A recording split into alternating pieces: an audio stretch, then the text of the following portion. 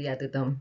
Soc la Marta Gutiérrez, treballo al Departament d'Organització i Processos de l'Ajuntament de Terrassa i estic aquí avui per presentar-vos un dels nostres projectes de transformació digital, concretament el que aplica a les sol·licituds d'ajuts de menjador escolar.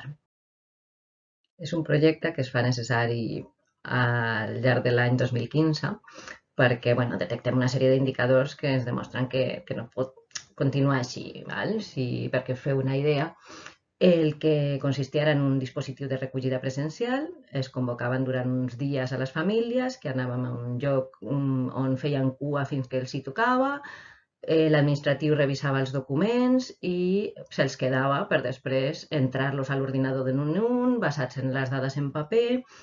Vèiem que tota la gestió era incoherent i això, barrejat amb l'augment de sol·licituds, ens va fer veure que era un dels projectes que podia ser prioritaris pel nostre departament. És el moment de seure com a departament i definir què volem i quines eines tenim per arribar a aquest punt. Què volem? Volem la màxima simplicitat en la gestió tant per la família com per les persones que gestionen les tasques. Llavors, veiem totes les eines en les que tenim coses molt interessants. La primera de totes, tenim les dades de les sol·licituds de l'any anterior. Això ens podria permetre avançar-nos a les necessitats, avançar-nos, com fa amb la declaració de la renda, i generar un esborrany. Tenim eines d'identificació molt més senzilles que abans, com és l'IDCAT mòbil. Tenim una seu electrònica amb el seu registre d'entrada i digitalització. Tenim el nostre sistema de gestió, que també ens pot ajudar. Per a la comunicació tenim sistemes molt més moderns, com són els SMS. Disposem de dispositius de cita prèvia, però sobretot veiem que també s'ha de fer una revisió de la normativa, perquè tal com està, és molt difícil d'encaixar aquesta simplificació quan tots els membres de la unitat familiar han de signar la sol·licitud. Això complica molt la gestió via IDCAT mòbil a través de la seu electrònica. Afortunadament comptem amb la complicitat del Consell Comarcal del Vallès Occidental, que és conscient també de la necessitat d'aquesta simplificació, i fem la revisió de la normativa. A partir d'aquí podem implementar el nostre projecte de millora. Aquest projecte de millora consisteix bàsicament en una primera creació d'esborranys de les sol·licituds que enviem nosaltres al beneficiari. És a dir, ja no és la persona que ha de venir a nosaltres, sinó que nosaltres li diem: aquestes són les dades que tenim. Si vostè està d'acord i són correctes, pot anar a la seu electrònica i en un tràmit molt senzill pot dir que està d'acord i que fa la seva sol·licitud. Això és molt ràpid per la família. En 3-4 minuts et connectes a la seu, poses un número d'esborrany, t'identifiques i signes. En el cas de les noves sol·licituds, informem a les escoles i implementem la cita prèvia. Diem que poden fer el tràmit per la seu electrònica, poden identificar-se en l'IDCAT mòbil i que en cas de que tinguin dificultats poden demanar cita prèvia per fer aquesta atenció de manera presencial. A partir d'aquí, totes les sol·licituds entren per registre, tant els esborranys com les noves sol·licituds tenen una entrada de registre amb una digitalització de la documentació quan aplica. En el cas dels esborranys no hi ha document perquè ja el tenim nosaltres i no forcem a tornar-lo a posar, i en les noves sol·licituds portem el document adjunt. També fem una transformació a nivell de gestió i si tenim les dades de la sol·licitud de l'any anterior, el nostre auxiliar de gestió no ha de tornar a introduir-les, sinó que li apareixen. Igual que fem amb els esborranys, ho apliquem també al nostre sistema de gestió. I les noves s'introdueixen en base a la documentació que prové del registre. A partir d'aquí, el sistema genera la taula de nens sol·licitants i l'enviem al Consell Comarcal.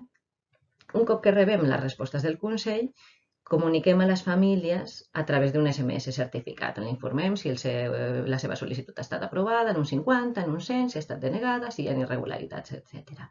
I aquest arxiu, novament, automatitzem la gestió de l'arxiu perquè al nostre sistema de gestió apareixen les respostes tal com se'ns han donat. La gestió del canvi, com en qualsevol cas, és lenta. Fem molt acompanyament a les famílies, molt acompanyament en el tema de la tramitació i aconseguim dues coses que volíem. Una és començar a disminuir el dispositiu presencial. Si mirem el primer gràfic, veiem això, que arriba un moment en què, tot i que el número de sol·licituds creix, el dispositiu decreix, ja no necessitem atendre presencialment tantes persones perquè cada vegada més famílies poden fer-lo per internet i tenen les habilitats i les eines per fer-lo. I en el segon gràfic ens fa molta il·lusió veure que quan la tramitació és senzilla, que és la segona columna, la dels esborranys, és molta més la gent que s'anima a fer-la per internet. És a dir, si el tràmit és senzill, ho podrem fer. Si el tràmit es veu molt complicat, la gent vindrà i ens entregarà el paper. Aquestes són les dues estadístiques que ens donen la certesa de que la feina que hem fet doncs, sembla que va pel bon camí. I quan ens pensem que ja el projecte està encarrilat, arriba l'any 2020, arriba la pandèmia i tornem a donar-li una volta, ja que en aquest any no podem fer cap mena de tramitació presencial. És a dir, totes aquelles famílies que encara venien han de poder fer la seva tramitació online. Què fem per permetre la tramitació totalment telemàtica? En el cas dels esborranys, fem un pas endavant. El que enviem a la família és un SMS en el qual hi ha un hipervincle al seu document concret d'esborrany. Ells poden revisar aquest document i a la part inferior hi ha un botonet per signar-ho.